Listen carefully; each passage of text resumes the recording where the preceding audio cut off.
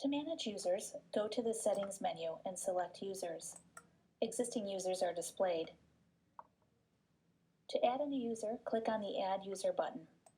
Complete the personal details for the user and enter a login ID and password. Please note that login credentials will not be automatically forwarded onto the new user, so make sure to document this information so that it can be provided to the new user. Account entitlements are assigned to users via a user role. If the new user is being assigned the rights under an existing role, select the role under a user role. If a new role needs to be created for the user, leave the role as unassigned.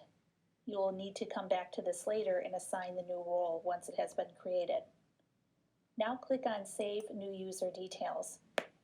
This brings you back to the User Management screen. To create a new role, select User Roles from the Settings menu.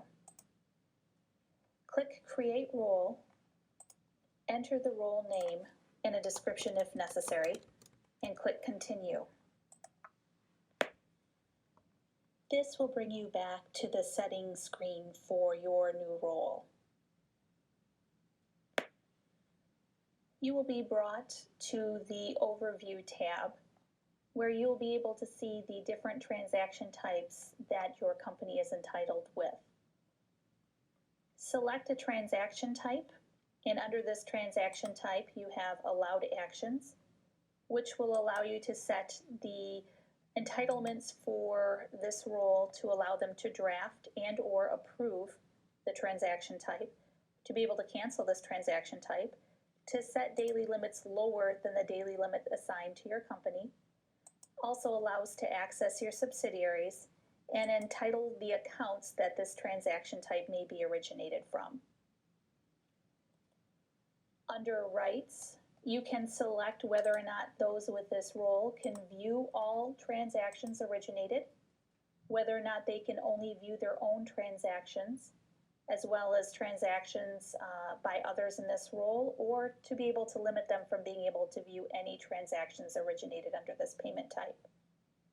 Please note, it's important that any user that will be authorizing or approving transactions drafted by other users, they will need the ability to view all transactions, as if they do not have this entitlement, they will not be able to view the transactions that they're needing to approve.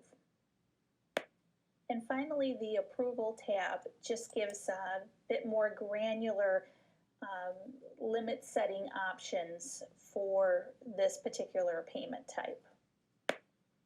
Complete this process with all transaction types. Once completed, let's move on to Features, and this Feature tab is set at the user level. It's not tied to any specific payment types. So under Features, you would just want to select a transaction by simply clicking on it. Those highlighted in blue are selected. There'll be a check mark off to the right to indicate that they're selected. To turn off any given right, then just simply click on it as well. The final setting would be for accounts, and this would be to be able to view, deposit, and withdrawal. View, very obviously, to be able to view the transactions. Deposit and withdrawal is important, as if you want to do internal transfers or any sort of ACH or wire origination, you need to have the appropriate boxes marked for that. Next, click Save. And now you have completed setting up your role.